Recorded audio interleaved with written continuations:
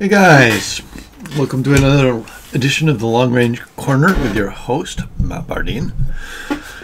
Yeah, so what has been up? I haven't been online for 2 weeks now. I haven't done a live stream, 3 weeks now, I think. I think 3 weeks ago at last. Ooh, I can hear myself speaking. That's weird. Headphones. Give me a second here. Yeah, there we go. That's better. Okay, now I can't hear myself. Anyway, yeah, so I have been... What have I been doing? Not much, really. I do have some news to report. The Alien 9 there, I've been slowly getting that tuned.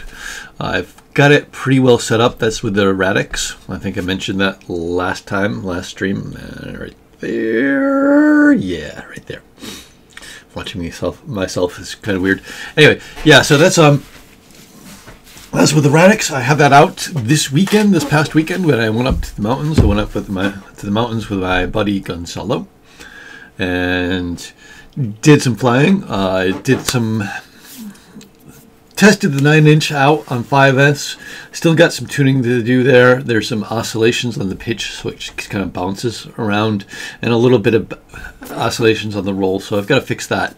But I had that black box going while I was doing that, so I should be able to figure out what's causing that and fix it.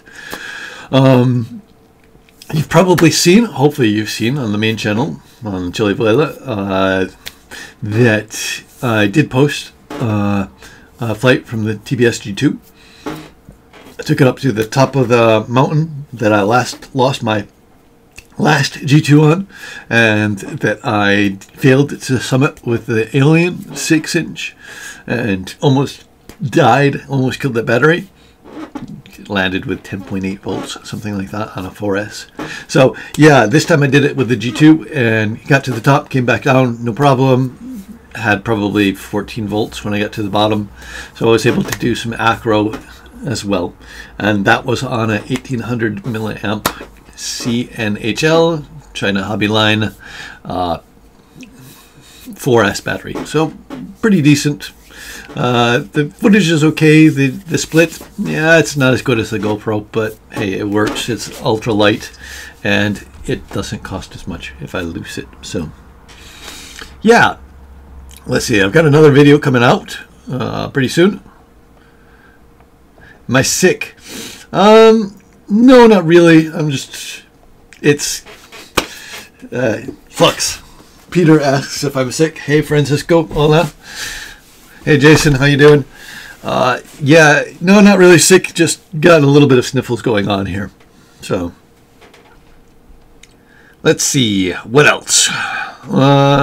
Did quite a few flights on my trip up to the mountains. Did probably about 5, 6 batteries. 4 real long range flights. Well, not real long range flights, but we're talking probably 2.5 plus kilometers. I think the max range with a 1800 milliamp battery out in the mountains on my G2 is probably going to be about 3 kilometers. That's about the farthest I can push it. But it performs pretty well because it's pretty light. So yeah, it does good. There's still a little bit of wobbles when you get the wind. It does the little twitch, and I'm not sure how to tune that out. So if you guys got any ideas, let me know. I do have actually I haven't run the black box on that. I need to run the black box on that. Maybe it's something with the filters, but I doubt it. In general, it flies pretty decently. It flies very smooth, very controlled, very yeah, just very smooth and controlled. But when the wind gets it, it just kind of upsets it a little bit, and it takes a little while to bounce back. It's not as quick as I'd like it to be. Yeah, so I've got a video coming. I'm not exactly sure when. I'm having some problems with my Mac partition on my Hackintosh.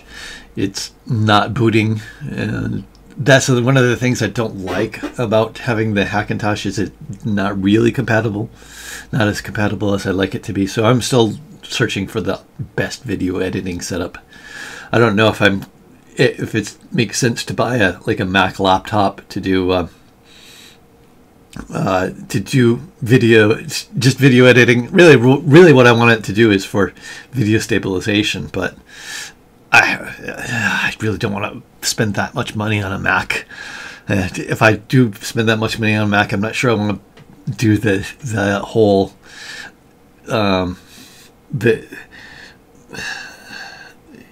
the whole laptop thing. I'd rather have a Linux laptop. That's what I usually use. And I'm not sure I want to buy a Mac Pro or anything like that, because those are really expensive for what they are. So yeah, that's been some of my problems, just trying to figure out what the hell I want to do for video editing. Most of my video edits recently have been pretty simple, mainly because of that, because I've been having that problems. And let's see, we'll get to that in a second.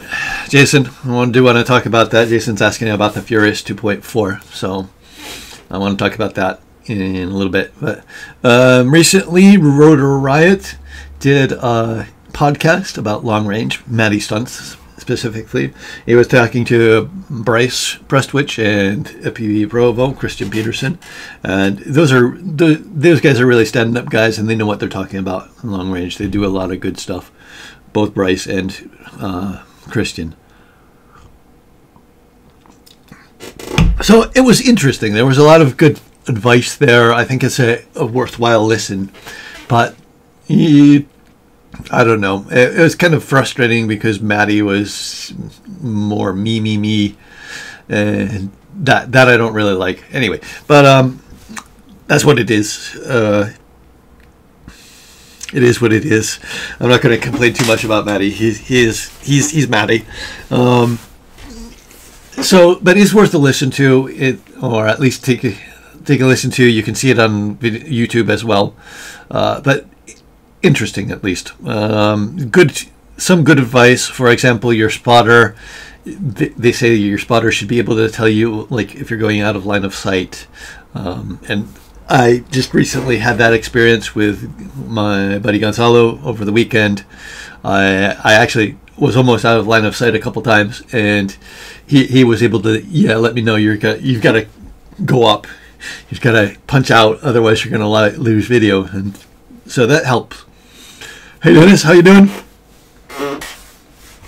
So yeah, it's a good podcast to take a listen to. Then later on, Chad Capper asked in the Rotor Riot Facebook group, polled in the Rotor Riot Facebook group, if there were about the interest in long range. You know, if you're doing it, if you're interested in it, if you have no interest, if you've done that, been there, done that, got the t-shirt. And what was interesting to me was a lot of the responses, maybe at least the comments. I'm not sure how many were from the same person. So there was one guy that was pretty adamant that long range was illegal, immoral, was going to ruin the hobby, everybody's going to die, we're going to blow up the world. I don't know what the heck he was talking about. Anyway, but so it was interesting to see that reaction. And for me, at least,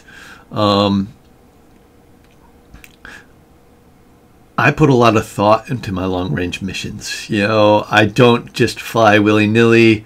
I don't go out over people. I go out in the forest or in the mountains where there's literally no risk to anybody. So it's frustrating to see that response that, oh my gosh, long-range is going to ruin the hobby. And technically, it's semi-illegal in the sense that, you know, most regulations say that you're not supposed to fly outside of 400 meters from yourself, somewhere around there. You're supposed to have line of sight with the craft at all times. And we all know that the DJI owners don't do that.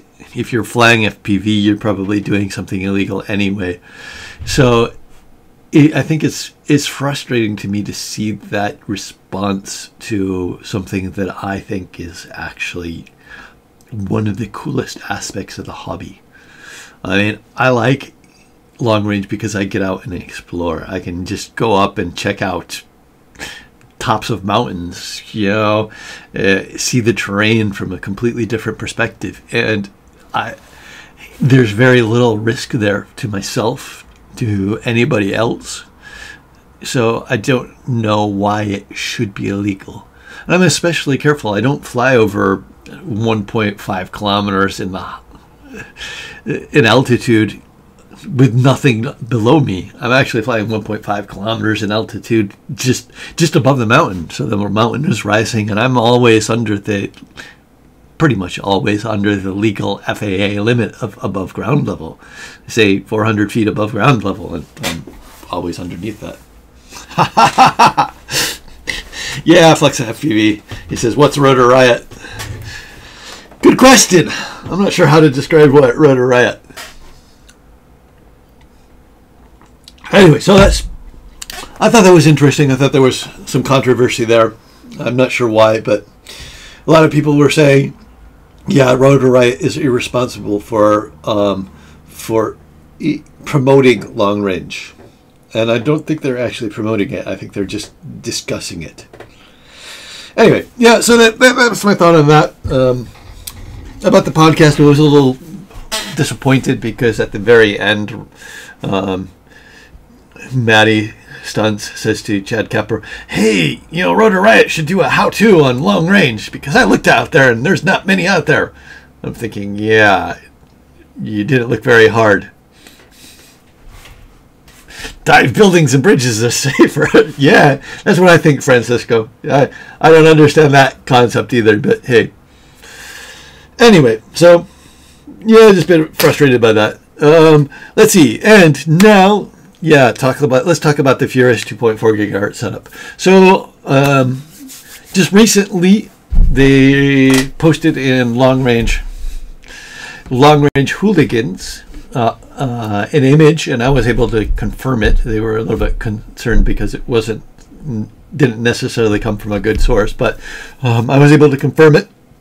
Furious, the guys that make the True D and the Stealth VTX and all that other stuff, well, they're coming out with a 2.4 gigahertz True D for your goggles. So diversity module for your goggles and 2.4 gigahertz. I'm questioning the utility of that because, yeah, I don't see people running around with this on their head. I mean, if you look, that's solid wood. Let me get the scale out here and let you know exactly how heavy it is. 260 grams. Actually, a little bit more because 270 grams. 270 grams. That is 270 grams of antenna. And I don't think you're going to be putting that on your head. So, yeah. I don't know what and look, if you stick it on your head, look at how big that is. So I don't see diversity being too useful for a goggles module. However, what is interesting is that the goggles module will be able to fit into their docking station. So you'll be able to run the goggles module as a ground station, which is a pretty nice idea. Hey Shane, how you doing? Exactly. That's my thought about the ground station. Is the ground station is nice because if you know you're flying at one spot, you can just stick it to that spot. You know, point it to that spot, and then you're good. So, 2.4 gigahertz with diversity as the goggle module, I'm not really sold on. But the fact that you can put it in their docking, that makes more sense. And they're also coming out with a 2.4 gigahertz video transmitter. Now, I haven't investigated that very much. There was a lot of chatter about the receiver, the goggle module, but there was not a lot of chatter about the VTX. But the VTX could be actually pretty interesting as well. I don't know what the specs are, but if they do it right, it's probably the first 2.4 gigahertz VTX to hit the market in 2 to 3 years. So it could be pretty exciting. So yeah, and that's supposed to be out next month. Both of those are supposed to be out next month. So that is good timing because I'll have extra money and I can start buying and playing again. But yeah, you can maintain the diversity as a ground station. There is some benefit to running two omnidirectional antennas. It's not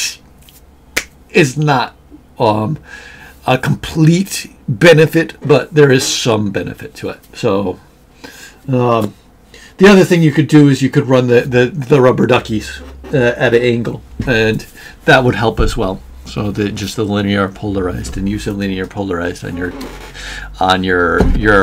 quad. Even with just the 2.4, the linear or the omni, you'll still be able to get up probably 3 kilometers without a problem. So keep that in mind. Keep that in mind. The 2.4 goes a lot farther than 5.8. I'm jealous. Shane, he's going out to fly some sunset packs. Here it's dark already. It gets dark at 6 p.m. So when I get home from work, it's dark. I get home from work around 7 p.m. So dark. So I haven't been able to fly very much. And I'm not sure how much I'm going to be able to fly this winter. They're not predicting too much of a rainy winter, but if there's rain during the weekends, then I'm screwed. I can't fly. But hopefully I'll get out. I've got a couple vacations coming up here in July. 2 months away. Month away. Yeah, about 2 months away.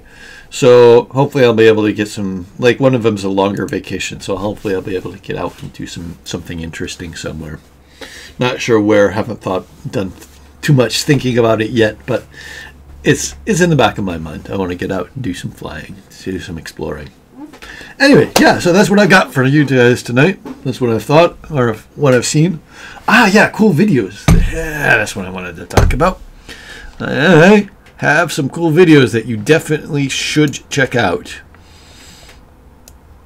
So, Bryce and Gab707 went and did some flying in, let me get this here,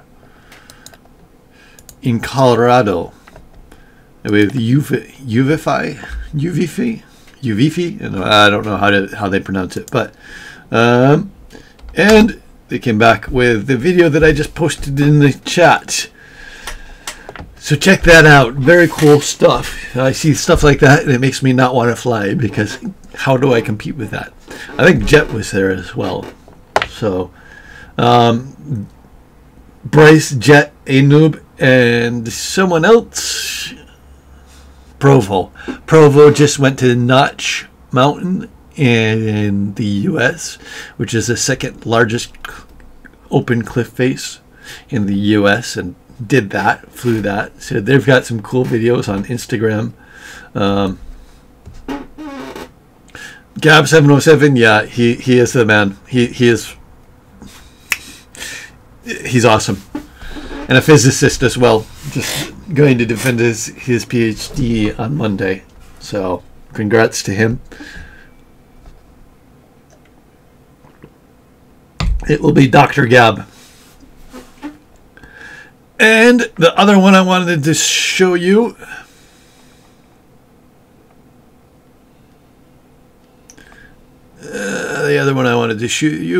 Vasily Zurman.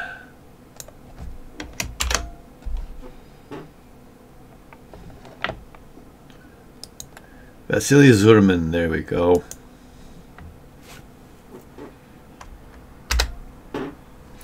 Vasily Zurman, he is Spanish, flies in the Pyrenees a lot, and he has put out some really cool videos recently. He's done, I think one of the things that calls my attention most to his videos is that he does good color editing. At times it's a little bit overdone, but in general it's good color editing, and he actually does good sound staging as well. And I don't know if you noticed this, Johnny FPV has been doing this recently, but mixing in environmental noises with the video, you know, the flying video. And I think that is a really powerful way to connect the user with the video. I don't do that as much because I'm more about the songs. I think my approach is more looking at the song is kind of paramount. The flight is paramount as well, but you can kind of think of my videos as, yeah, basically a song playlist with added flight footage, I think is what I like to say that. But the sound staging in Johnny's videos and in Vasily's videos, I think really helps to add that extra oomph to the video, and I think that I'd like to play with that. Yeah, so no, not much ambient there. It's mainly pretty much just wind. If you're going to get noise, it's going to be wind. Maybe if you've got a waterfall there, you'll get the roar of a waterfall, but that's hard to capture all the time. So yeah, Jordan, Jet's video, pretty cool. That slow roll over the top, that was awesome.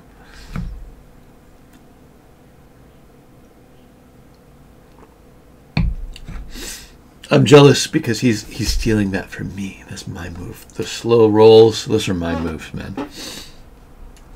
Actually, I think probably Juice was the first one to start doing the slow rolls, and then it kind of quickly moved to fast flips, the flip, flip, flip, flip. But I've always been a fan of the slow movements. I like those, the slow, controlled movements. Those are key. Those are hard to do right. Anybody can do a flip, flip, flip, flip, but doing the slow stuff, that's cool. Yeah. So what else? What have you guys seen? What have you guys been up to?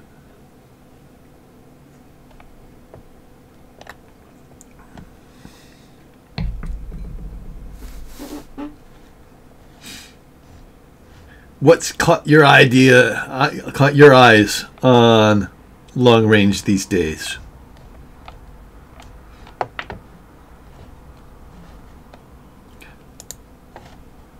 Any new equipment that I should be aware of that you want to see me check out?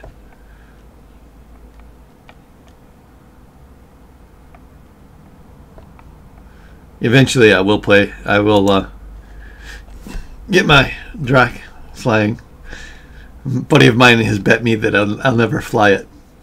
Possible, but maybe I'll let the autopilot fly it. Yeah, Frank Albers has been doing some good stuff. He was down in Italy, if I remember correctly, recently. So he's been doing some cool stuff. Richard, I've not seen much from Richard. Actually, I've got to get in contact with him because I still need my Epic. I want to get that Epic in those Primos to give it a test. Not seen too much from Richard. Haven't seen too much from Mike Virgin either.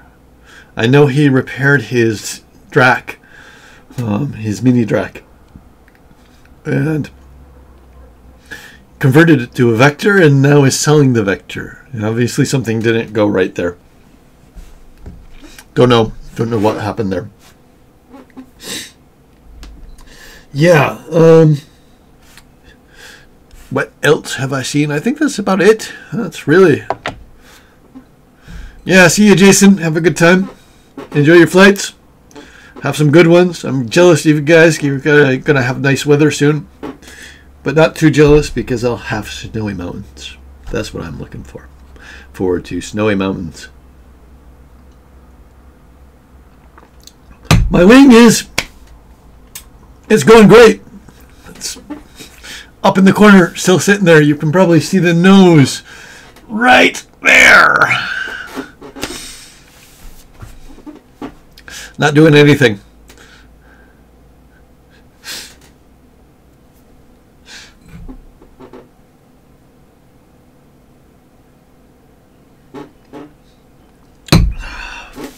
Shelf queen still looks pretty. No damage whatsoever. I still haven't figured out what I'm going to do. I've got this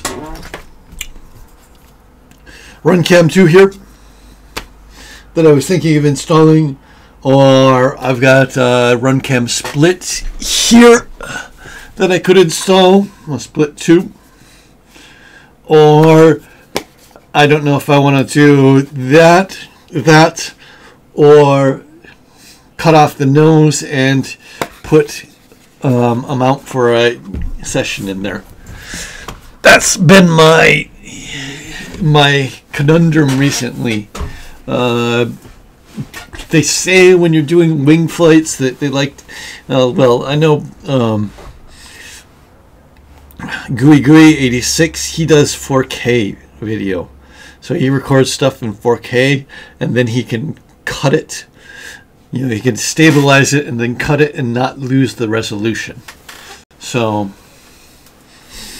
how many sessions do I have? I have working sessions. I have 3 session 5s, 1 session 4 that works, and 1 session 4 that the batteries have died. So let's see, what are my next long-range projects? At this moment, I'm going to build a lithium-ion pack. I think, or a couple lithium-ion packs. I think that's going to be my next long-range project in terms of project. Principally because I think my G2 serves for what I want it to do. I mean, I can go... I've proven up to 5.2 kilometers. If ever get a... once I get the true mux in, that will probably push the range out beyond the range of the video. And then I'll have to be looking at 2.4. But the lithium ion pack is the most interesting to me right now. So can I get a good balance between power and range? That's the thing I'm going to be looking for.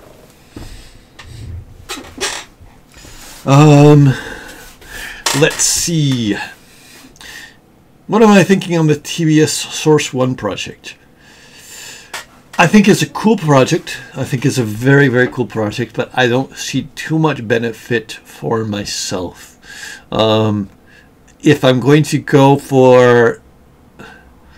right now, the thing I'm missing in my long-range collection or my quad collection is a mid-range quad. So... yeah, right there. My Flying Cinema X24 is currently down. That's missing an ESC, and that's what I'm missing. That's mid-range power quad. I really wanted to take that to do some really cool acrobatics, some long-range, mid-range acrobatics, but since I don't have it, that's what I'm missing in my collection. I've got the G2 that covers the real long range. I've got the Alien 4.5, which covers the short to mid range.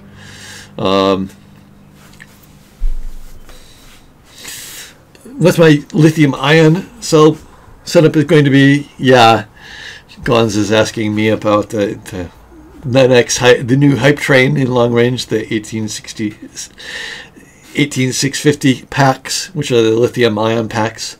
I think those are going to be the way to go in the future. If you look at my video from the mountain, I'm well under the amp rating for those batteries. So I could do maybe even a one, like a lot of guys are doing like a 4S 2P pack, or even a 5S 2P pack to get the amps that they need. Those packs are rated at 20 amps constant, 30 amps. Well, they say 30 amps per constant, but there's people that say that they don't do that. You really have to keep it, 15 amps or under. And if you look at my video from the dive, on the way up the mountain, I used constant 10 amps. So I was keeping the throttle constant, keeping it keeping the throttle constant just to keep the amp usage constant. So it was pretty much 10 amps all the way up the mountain. And on the way down, I only surpassed 20 amps when I did the backflip off the mountain, or off the cliff. So that was, I think right before I did that, there was a couple seconds where I hit 24 amps or 25 amps. So I think I'm within the amp limit for the 1P setup. So I think I'm going to try that. Going to try maybe a 4S 1P setup to start with. And maybe I can do 2 of those and do 2 of those packs. If I need the amp rating, I can always do a extra connector, a Y connector in parallel, and then I get my 4P pack or my 2P pack. So yeah, that's I think what I'm looking at. No, this is for the G2. This is for my G2. 1P, I think you can. It depends. I mean, 30 amps, if you get a 30 amp rated battery, not doing a constant 10 amps is pretty good. I mean, you should be well within the range of the battery. But that's one of the things I'm going to check out. That's what we'll have to look at there. The nice thing about the 1P battery is it's going to be much lighter. So, yeah, 2P battery, it'll go for longer. It'll be heavier, but it'll go for much longer. Anyway, so that's what I'm looking at. I mean, I'm not really limited by my batteries for range yet. So, flight time, good question. Don't know. However long it goes for. My 5000 4S packs will let me fly for over 17 minutes. Here, around sea level, up in the mountains, it's less. You're probably going to get 15 to 20 minutes, somewhere around there, flight. But flight time doesn't bother me. Distance doesn't bother me. It's just getting to where I want to go. That's the thing that I really want to do. And to be honest, my setups now get me where I want to go. So having too much more runtime, having too much more flight time, nice, but not really necessary. So yeah, that's what I'm looking at. Let's see, Source 1. Yeah, Source 1 doesn't really meet my needs, I think. It's going to be heavier than the G2 that I've got now. It's going to be not going to be well, I don't see much of a difference between it and, say, a 7-inch Alien, for example, other than the price. The price is like really good, $30 for for a 7-inch frame, or 5-inch frame, I think, is the $30. So, yeah, it is a good price. Do I see it working its way into my fleet? Probably not. Usually, this is my view on having lots of quads. When you're doing long range, you want something that you can trust. Something that you've flown a lot, you know the characteristics, you've gotten the stick time in, you've gotten the flight time in, and you know it just works. And if you've got a lot of quads, it's you're never going to get the flight time in to actually check them out, to ensure that they work properly. So I don't like having a lot of quads. I like having quads that I know work. And I think that's the thing. So if I were to lose a quad, yeah, maybe the 6-inch, I'd think about the Source One. The Source One is an open source frame that's kind of sponsored by TBS. Yeah, there you go. Peter has one quad. I've got, I don't know, 5, 6 there. 1, 2, 3, 4, 5, 6. 6 quads. Of the 6 that are there, there's 2 that I fly pretty constantly. The other quads, yeah, I can't remember the last time I had the Cinetank out. The QAV 540, I've maybe flown once or twice. It didn't really do what I wanted it to do, so it just sits there. I need to figure out how to tune it better. The Alien 9, I'm doing a little bit more with that because I want to see what the Radix is like, if it can really smooth out the footage enough so the Alien 9 becomes viable. And then I'll maybe think about it on maybe the QAV 540, things like that. But yeah, so out of the 6 quads, I have 2 get used pretty regularly, and that would be the G2 and the Alien 4.5. Yep, Alien 9 is a 9-inch Alien. That's the one you see right above my head. That is right there.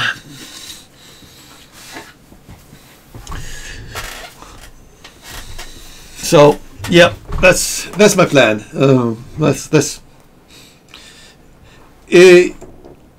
Actually, they sent it out to me to be tested, and I've been testing it for a while now. I know Mark Strepto 42 has one as well. I've been testing it out with KISS. I've never gotten it to fly really well. On 4S, the motors I choose, which were the T-Motors 920, are a little bit weak. On 5S, it's a little bit more fun. So, yeah, I've been gradually testing that out, trying to make it run correctly. I like how it sounds, though. It has this cool sound with, yeah, carbon fiber props. Yeah, those are the T-Motor carbon fiber 9x3, I think. So they're really low pitch, and on 4S they're just gutless. Really, on 5S it's actually a pretty fun quad. It actually moves along pretty well and doesn't draw too many amps, too much power. So yeah, those are the 3 quads that I've been using recently.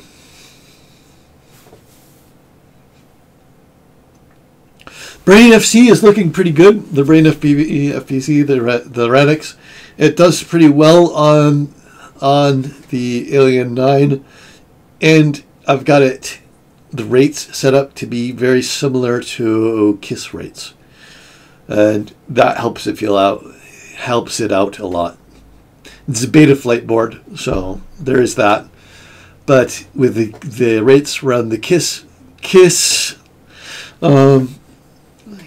More or less the same as the KISS, it it does pretty well. I like how it flies. If I can get out the various vibrations, the various not jello, but it's more like unwanted movements. So there's some oscillation on the pitch when it's going forward, and there's some oscillation on the roll as well. So need to tune that out. But yeah. Right. Well, my beer is done, and we're coming up on 40 minutes of chatting. So I think I'm going to call it here. I think the reason you're seeing that, Dennis, he says that fewer and fewer people are flying KISS these days, is the price of the new stuff. I have a hard time justifying $70 for a flight controller, which is what the KISS V2 costs. I'd like to try it, but for $70, yeah, there's other stuff I can buy as well. Other stuff I'd like to buy. So one of the reasons why I haven't bought anything, haven't bought it yet, is price. Peter says that's why I only have one quad, because it's so damn expensive. Are you hearing this, Fly Duino? It needs to be cheaper. It is an F7 chip, but still $70. That's awful hard to swallow. Especially when you've got the ESCs, which I think are $30, the 32 amp ESCs, which is quite expensive as well. Eventually I'll get that in. Maybe I'll stick that on the Flying Cinema X24 when I get money next month. Finally getting my credit card balance down to a reasonable level so I can start buying again. Anyway, okay, I'm going to leave it here. Thank you guys for tuning in. Shout out to Peter, Gons, Flux, Francisco, Humboldt, who's probably out flying now, and Jason for stopping in. Thanks for stopping by. Hope you guys enjoyed it, and we will see you probably in 2 weeks. I'm going to try to do this bi-weekly until I can start flying again. And once I start flying, then I'll start doing it weekly, most probably. But for now, it's going to be bi-weekly. So, till next time, fly safe, fly long, bring your quads back, and have fun.